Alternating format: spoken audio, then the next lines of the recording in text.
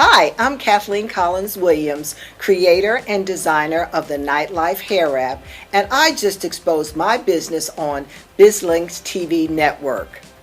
Learn more about my luxurious and fabulous hair wraps coming up on my episode of That's My Biz on BizLink's TV network.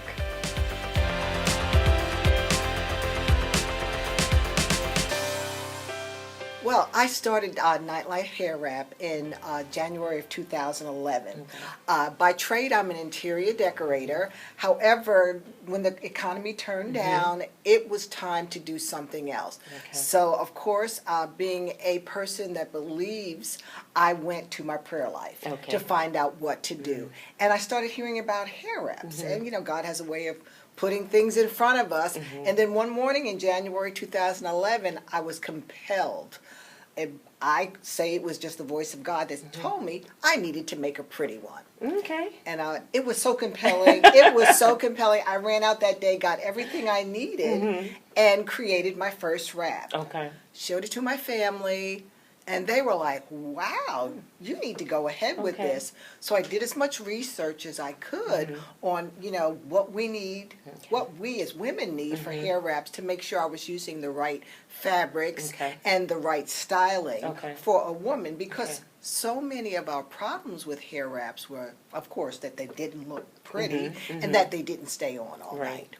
And see, man, I told you the show is for you because you want your significant other to make sure that they look fantastic, right? Not just have some kind of rag on their head, right? Exactly. And that's a lot of what I heard when I was coming to this point to make the Nightlife Hair Wrap. I heard so many disparaging jokes by men about how we look so terrible. And it came to me that we need to look beautiful at all times. Why not feel well, be confident that we're going to bed looking great then and wake up in the morning looking just as pretty. Yeah, and that is so important, and that is really the value, one of the values in talking about the hair wraps, but even in talking about business, because one thing I heard that what you talked about, you know, you had one role, and then when things changed, you know, you had to look at, and it really wasn't so much that you were looking for this, but it was something that you said God gave you that you should do this. And so often businesses, you know, a lot of businesses start because someone tells them